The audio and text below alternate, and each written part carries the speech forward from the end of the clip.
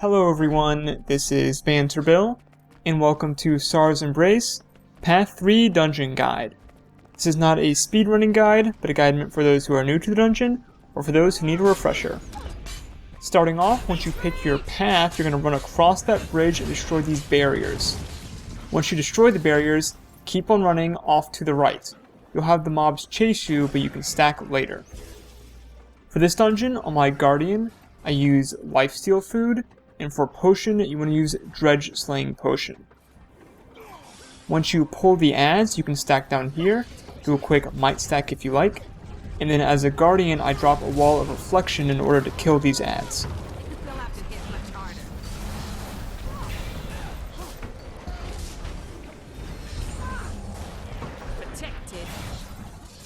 Once you kill the adds, most groups will stack in this crevice over here. You don't need to bother even attacking these adds, they will run right to you.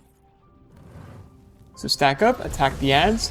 The main thing you need to watch out for with them is that the adds will have a projectile and a knockback attack, and the boss can put a lot of bleeds on you very quickly.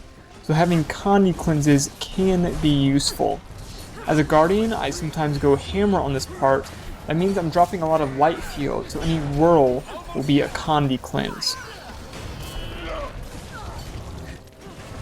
If someone does go down, I just recommend trying to pick them up as quickly as possible.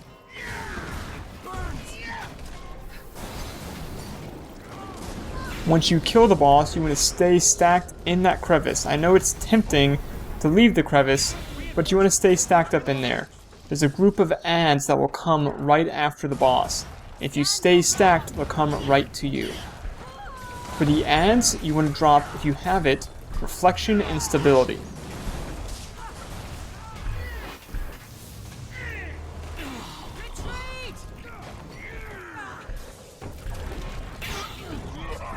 Then once you kill the adds, you can get your well-earned chest. Most groups now will drop down this ledge to the left, and they're about to do a run. For this run, just drop down, run past these spiders, and destroy these barriers. Once you destroy the barriers, run across the bridge, and then you're going to veer to the left. The reason we don't go straight through is that there are a bunch of adds there. We don't want to kill the next boss with all those adds. If you want to do some advanced tactics, you can stealth there if you'd like, or you can have a Mesmer portal you there. However, most pickup groups will just run around to the left.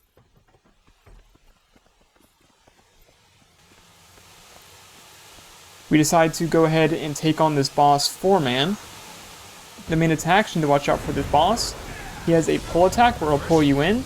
He has some projectile attacks, but his main annoying attack is that he'll drop a unique condition on you that will constantly burn you. Now it does count as a condition, so Condi clears, I think, do work on this part.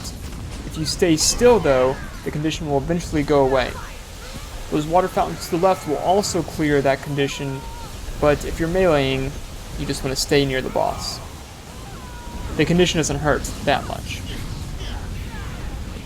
Alright, we kill the boss, go backwards to grab your chest, and a new waypoint will spawn for anyone who is left behind on that run. Now for this next part, I like meleeing the cart. Some pickup groups are used to ranging the cart, however that takes forever. I'm showing two examples of me meleeing the cart. The bottom left is a pickup group, and the top main screen is with my guild. Now in the pickup group, we had someone who refused to melee. I think that is a terrible mistake. You want to melee the cart if you can. The main thing though, if you do melee the cart, you need projectile reflex or blocks. So I think it's critical to have at least one Guardian in the party, especially in a pickup group. The first thing I do as a Guardian is I drop my Wall of Reflection. Once my Wall of Reflection runs out, I then drop my Shield of Avenger. The Shield of Avenger will proc for 3 shields, and then you can either use Wall of Reflection again, it should be off cooldown, or you can use Sanctuary just to get those extra few seconds in there. After I use Sanctuary, or after my shield is gone, I use my wall for the second time, and then hopefully if you have enough DPS, the cart should be dead. If you don't, you'll have to rely on your teammates for those extra reflex and projectile blocks. I dare so I'll just maximize the Pug group meleeing the carts. As you can see off to the right, we had someone ranging the cart. That did slow us down a bit. If you do want to range the cart, however, I don't recommend it, but if you do, you just veer off to the right, drop down one level, and then you can range the cart from relative safety. Even if you fail though in the melee, the cart does not regenerate health. You can always waypoint if you die. So we killed the cart, and we're running past these mobs. We're on to fight the next group of champions.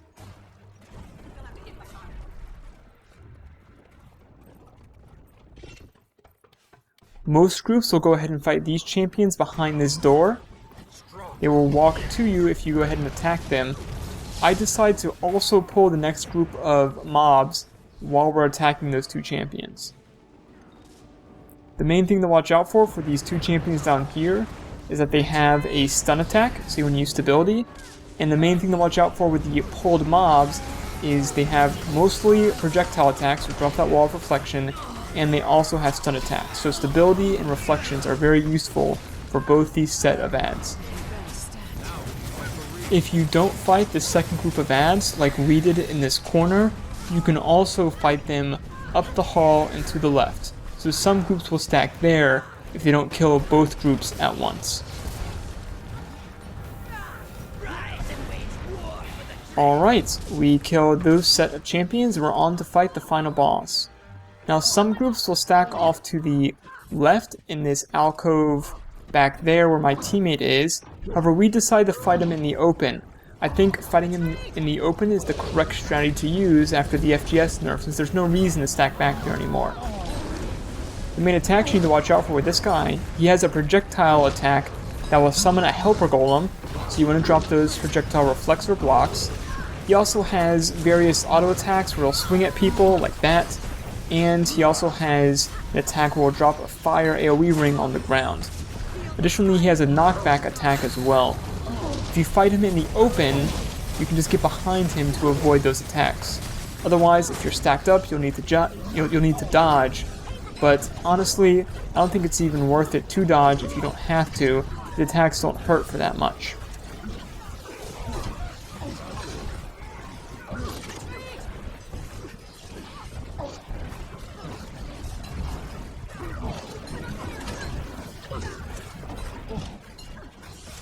And that is the end of the dungeon.